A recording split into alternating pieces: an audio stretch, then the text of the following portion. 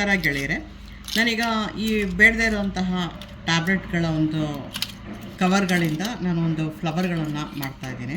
ಇದಕ್ಕೆ ಬೇಕಾಗುವಂಥ ಸಾಮಾನುಗಳು ಖಾಲಿಯಾಗಿರುವಂತಹ ಮಾತ್ರೆಗಳ ಈ ಥರ ಶೀಟ್ಗಳು ಬೇಕಾಗುತ್ತೆ, ಮತ್ತು ಒಂದು ಕತ್ರಿ ಬೇಕಾಗುತ್ತೆ, ಮತ್ತು ಒಂದು ಸೂಜಿ ಬೇಕಾಗುತ್ತೆ, ಮತ್ತು ಈ ಥರ ಗೋಲ್ಡನ್ ಕಲರ್ದು ಗುಂಡುಗಳು ನಮಗೆ ಬೇಕಾಗುತ್ತೆ,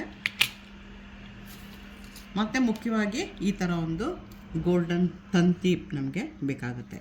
ಇದು ಬೇಕಾದರೆ ನೀವು ಸಿಲ್ವರ್ ಕಲರ್ ಬೇಕಾದರೂ ಬಳಸ್ಕೋಬೋದು ಅಥವಾ ಗೋಲ್ಡನ್ ಕಲರ್ ಬೇಕಾದರೂ ಬಳಸ್ಕೋಬೋದು.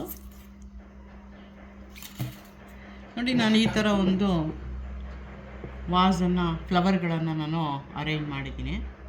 ಈ ಥರ ಇದೇ ರೀತಿ ನಾವು ಅಂದವಾಗಿ ಬೆಳೆದ ವಸ್ತುಗಳಿಂದ ಫ್ಲವರ್ ವಾಸ್ನಲ್ಲಿ ಇಡುವಂತಹ ಹೂಗಳನ್ನು ತಯಾರು ಮಾಡ್ಬೋದು.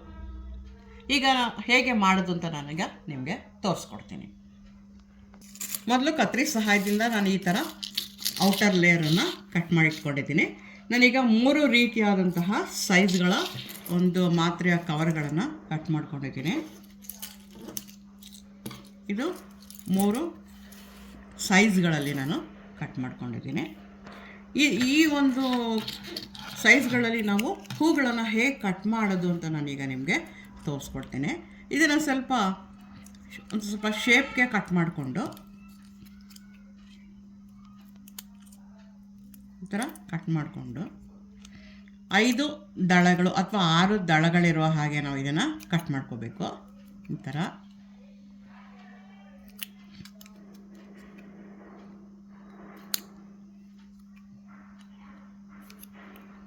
ಮತ್ತು ಇಲ್ಲಿ ಶಾರ್ಪ್ ಎಡ್ಜಸ್ಸನ್ನು ಹೂವಿನ ದಳಗಳ ರೀತಿಯಲ್ಲಿ ಬರೋದಕ್ಕೆ ಕಟ್ ಮಾಡ್ಕೋಬೇಕು.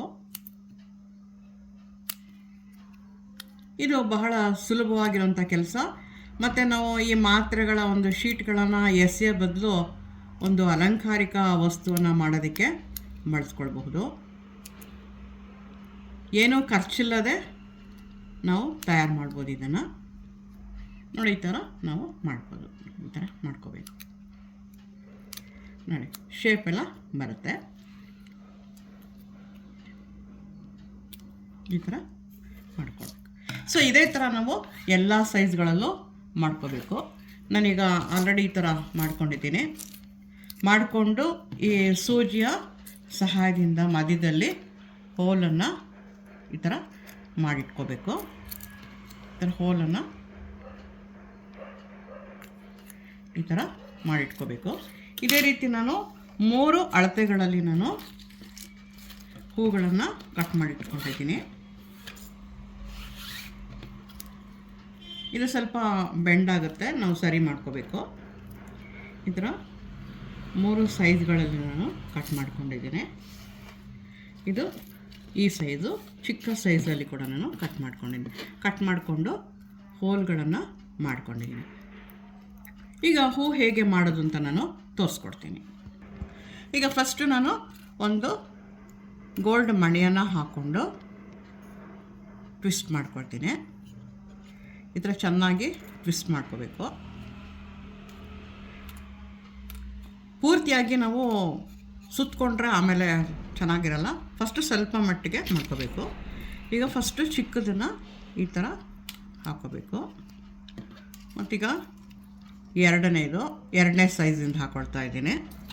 ಮತ್ತೀಗ 3ನೇ ಒಂದು ಸೈಜನ್ನು ಇಲ್ಲಿ ಹಾಕ್ಕೊಳ್ತಾ ಇದ್ದೀನಿ. ಈ ಥರ ನೋಡಿ, ಇದು ಒಳಗಡೆ ಬರೋ ಹಾಗೆ ಮಾಡಿಕೊಂಡು ಈ ಥರ ನೋಡಿ, ಈ ಥರ ಹೂ ಥರ ಬರುತ್ತೆ. ಇದನ್ನು ನಾವು ಓಪನ್ ಮಾಡಿ ಇದನ್ನು ಇಲ್ಲಿ ಚೆನ್ನಾಗಿ ಸುತ್ತಕೊಳ್ಬೇಕು. ಇದಕ್ಕೆ ಅಣಿಸೋ ಕೆಲಸ ಎಲ್ಲ ಏನಿಲ್ಲ.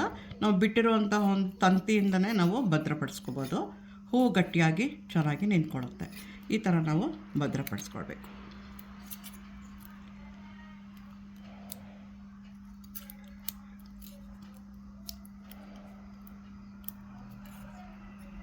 ನೋಡಿ, ಈಗ ನೀಟಾಗಿ ನಿಂತ್ಕೊಳ್ಳುತ್ತೆ. ಇದೇ ರೀತಿ ನಮಗೆ ಎಷ್ಟು ಬೇಕು ಹೂಗಳು ಅಷ್ಟನ್ನು ಮಾಡಿಕೊಂಡು ನಾವು ವಾಸ್ನಲ್ಲಿ ಇಡೋಕ್ಕೆ ನಾವು ಇದನ್ನು ತಯಾರು ಮಾಡ್ಕೊಳ್ಬೋದು. ನೋಡಿ, ನಾನು ಇಷ್ಟು ಇದನ್ನು ಮಾಡ್ಕೊಂಡಿದ್ದೀನಿ. ಬಂಚುಗಳ ಥರ ಎಲ್ಲ ಮಾಡ್ಕೊಂಡಿದ್ದೀನಿ. ಮಾಡಿಕೊಂಡು ವಾಸ್ಗಳಲ್ಲಿ ನಾನು ಜೋಡಿಸಿದ್ದೀನಿ.